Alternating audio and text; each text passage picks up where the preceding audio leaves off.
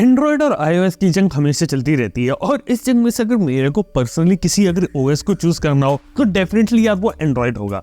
लेकिन फिर भी मैं यार ये नहीं कह सकता कि iOS किसी के लिए नहीं है, क्योंकि अगर मैं देखूं एंड्रॉयड iOS में से कोई अगर एक बेटर होता तो इतने सालों में एक ना एक तो खत्म हो ही जाता और एक ही रहता मार्केट में। पर ऐसा नहीं है। दुनिया के 70% स्मार्टफोन आज के समय में एंड्रॉयड पे चलते हैं और अराउंड 28% ऐसे स्मार्टफोन है जो यहाँ पे आपके iOS को यूज करते हैं। तो आप समझ सकते हैं कि एंड्रॉइड भी यूज करते लोग, iOS भी यूज करते हैं।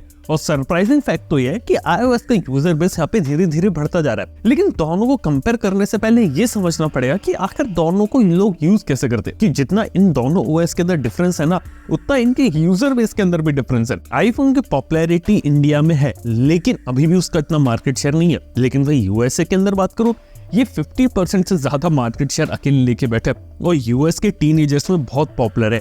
इंडिया में बात करें, इंडिया में ज्यादातर लोग एंड्रॉइड को प्रेफर करते हैं और खास तौर पे बात करें टीनेजर्स की, कॉलेज स्टूडेंट, स्कूल स्टूडेंट की, इन सब की ज्यादातर लोग की नंबर 1 प्रायोरिटी एंड्रॉइड होता है। लेकिन जैसे जैसे लोग अपग्रेड करते हैं और धीरे धीरे जो अपनी पहली जॉब के अंदर जाते हैं तो यहाँ पे डिमांड बदलने लगती है और धीरे धीरे लोग आईफोन के ऊपर स्विच करने लगते हैं। यही एक रीजन है कि इंडिया में अब धीरे धीरे आईफोन की सेल्स बढ़ने लगे, क्योंकि एक चंग ऐसा ऑडियंस का है जो धीरे धीरे एंड्रॉइड से आईफोन के ऊपर शिफ्ट कर रहा है। लेकिन अभी भी मैं आपको बता सकता हूँ कि आईफोन यहाँ पर कितना भी आगे निकल जाए लेकिन फिर भी एंड्रॉइड के बराबर नहीं कर सकता, क्योंकि एंड्रॉइड के अंदर आपको ये समझना पड़ेगा कि एंड्रॉइड के अंदर सिर्फ एक फोन नहीं आता, बहुत सारी कंपनी बहुत सारे फोन्स बनाती है। हर एक कंपनी हर एक यूजर के लिए फोन बनाती है और इस वजह से कोई महंगा फोन नहीं ले सकता, उसके लिए सस्ता फोन है, किसी के लिए मिड रेंज फोन भी है, किसी के लिए हाई एंड फोन भी है। और इसीलिए देखा जाए तो एंड्रॉइड हमेशा यहाँ पे आगे निकलता रहेगा, क्योंकि उसका जो टारगेट यूजर बेस है वो कंपैरेटिवली बहुत बड़ा है। लेकिन आईफोन के पास एक ऐसी चीज है वो एंड्रॉइड अभी तक नहीं ले पाया और वो है लॉयलिटी। कि लोग आईफोन लेते फिर आईफोन के ऊपर ही अपग्रेड करते।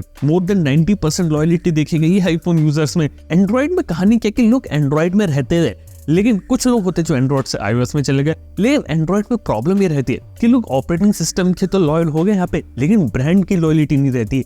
हमने आखिर देखा है कभी रेडमी यूज कर रहा है इंसान तो कभी रियलमी यूज करेगा, तो उसके बाद कभी सैमसंग यूज कर लेगा, फिर कभी वीवो चले जाएगा, फिर गेम खेलना होगा आईक्यू पे आ जाएगा, फिर नथिंग भी आ गई, वन प्लस भी आ गई। मतलब समझ सकते हैं कि एंड्रॉइड के अंदर यहाँ पे देखा तो कितना ज्यादा डाइवर्सिफिकेशन है। और इस डाइवर्सिफिकेशन में ओएस के अंदर तो लॉयलिटी आ रही है, लेकिन किसी एंड्रॉइड ब्रांड के अंदर लॉयलिटी वो यह देखने को नहीं मिल रही। लेकिन सर यही एक कंपैरिजन नहीं है एंड्रॉइड iOS में, इसके साथ एक परचेसिंग बिहेवियर भी है। एंड्रॉइड के अंदर क्या रहता है, लोग सस्ते में एक अच्छा आइटम लेना चाहते हैं, लोग वैल्यू फॉर मनी की तलाश करते हैं।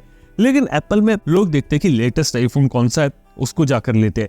लेकिन एक चीज आती है सॉफ्टवेयर में, वो आती है फीचर्स वगैरह का केस। देखो iOS के अंदर मैं बता सकता हूँ कितने फीचर्स है क्या, एंड्रॉइड में आप ये प्लीज बता नहीं सकते, क्योंकि एंड्रॉइड में सारे फीचर्स डालो गूगल के हाथ में नहीं होता। क्योंकि कई बार गूगल तो काफी सारे फीचर्स को डालती, लेकिन एट द एंड ये स्मार्टफोन मेकर्स के हाथ में कि उसमें से कितने फीचर्स डालना चाहते हैं और अपनी तरफ से क्या चीजें चेंजेस करना चाहते हैं। इसलिए अगर आप देखेंगे तो एंड्रॉइड में फीचर्स की भरमार है और हर ब्रांड अपने टाइप से अलग अलग चीजें देता है। वन यूआई में अलग चीजें मिल रही है, यहाँ पे आपका रियलमी का रियलमी यूआई अलग दे रहा है, कलर ओएस में अलग चीजें, MIUI अलग चीजें प्रोवाइड कर रहा है और स्टॉक एंड्रॉइड बिल्कुल ही अलग जगह बनाकर बैठा हुआ है। यार फीचर वाइज अगर मेरे को कंपैरिजन अगर करना है ना, एंड्रॉइड और iOS में डेफिनेटली एंड्रॉइड बहुत आगे निकल जाएगा, क्योंकि जितनी ज्यादा चीजें आपको एंड्रॉइड में देखने को मिलती है वैसी फंक्शनलिटी आपको iOS में नहीं है।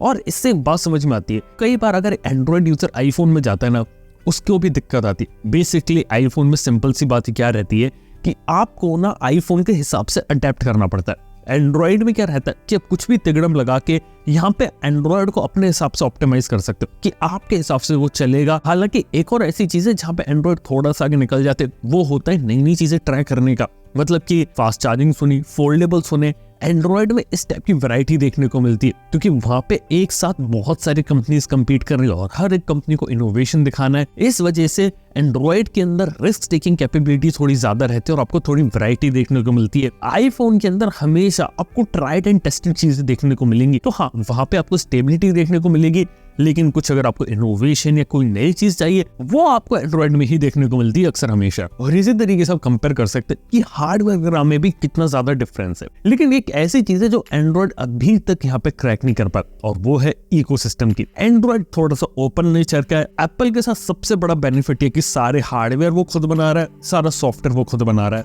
अब सारी चीजें खुद बनाएगा तो बहुत अच्छी कंपैटिबिलिटी आपस में दे देगा। ये चीज एंड्रॉइड में बहुत ज्यादा लैक करती है और ये चीज मेरे को लगता है कि ज्यादा जल्दी सॉल्व होगी भी नहीं, क्योंकि हर एक कंपनी अपना इकोसिस्टम डेवलप करती है, लेकिन वो इकोसिस्टम बाहर दूसरे डिवाइसेस के साथ भी कंपैटिबल रहता है। तो वैसा यूजर एक्सपीरियंस अभी भी कोई दूसरी कंपनी क्रिएट नहीं कर पाई और एप्पल इस मामले में थोड़ा सा यहाँ पर आगे निकला है। सॉफ्टवेयर अपडेट भी एक ऐसी चीज रहती है जहाँ पे लोग अक्सर कंपेयर करते हैं एंड्रॉइड और iOS को। मेरी नजर में कोई डायरेक्ट कंपटीशन हो नहीं सकता। एंड्रॉइड में अगर नंबर ऑफ अपडेट्स देखें तो देख सकते हैं कि पिक्सल 8 जो है वो ज्यादा नंबर ऑफ अपडेट्स ले रहा है, लेकिन उसी के कंपैरिजन में यहाँ पे दूसरे ब्रांड्स आते हैं जो 1 साल या 2 साल की अपडेट लेते हैं। आईफोन के अंदर बात है कि कोई भी आप आईफोन ले लो तो गारंटी मिल रही है कि इतने साल तक अपडेट मिलेगा। एंड्रॉइड के अंदर ये गारंटी थोड़ी सी ज्यादा मिसिंग है, लेकिन अब शायद इस चीज को बदलना चाहिए, क्योंकि अब जो लोग हैं वो अपने फोन को लंबे समय तक यूज कर रहे हैं और उनको अगर लंबा सॉफ्टवेयर सपोर्ट मिले तो उनके फोन को लंबे टाइम तक और भी यूज कर सकते हैं। लेकिन अब यहाँ पर एक और इम्पोर्टेंट बात आती है, क्या आप लोगों को मालूम है कि iOS भी धीरे धीरे एंड्रॉइड जैसा बनता जा रहा है। इस साल USB Type-C पोर्ट आया कि आपको iOS के अंदर साइड लोडिंग होगी एप्स की, वो भी यहाँ देखने को मिलेगी। इसके बाद बात की जा रही है कि यहाँ पे रिमूवेबल बैटरी भी आ सकती है। यहाँ तक कि एप्पल के आईफोन में जो iMessage आता है ना, उसके अंदर आपको RCS की कंपैटिबिलिटी भी देखने को मिलेगी। अब इसका आंसर EU हो सकता है, जिसके रूल्स रेगुलेशन के कारण Type-C पोर्ट आया और भी ढेर सारी चीजें आई। लेकिन अब देख के लग रहा है एप्पल जैसी कंपनी जो अपनी ज्यादा चीजें क्लोज करके रखती, अब यहाँ पे थोड़ा सा ओपन हो रही है और बहुत कुछ आपको एंड्रॉइड जैसी चीजें अब यहाँ पे आपको देखने को मिल रही है। लेकिन अभी भी देखा तो डिस्टेंस काफी ज्यादा है, लेकिन हाँ, बीच की जो दूरी होती है एंड्रॉइड और iOS की, वो यहाँ पे कम होती हुई जा रही है। लेकिन हाँ, अगर पर्सनली अगर मेरे को चूज करना हो आईफोन या एंड्रॉइड में से, तो यार घर वाली जो फीलिंग होती है वो मेरे को अभी भी एंड्रॉइड में आती है। हालांकि काफी सारे लोग ऐसे भी होते हैं जिनको आईफोन भी अच्छा लगता है। देहा तो दोनों बढ़िया और लोग की अपनी अपनी प्रेफरेंस होती है। लेकिन आप लोग बताइए कि आप लोगों को एंड्रॉइड अच्छा लगता है कि iOS, नीचे कमेंट में। थैंक यू देखने के लिए। नेक्स्ट वन के अंदर गुड बाय।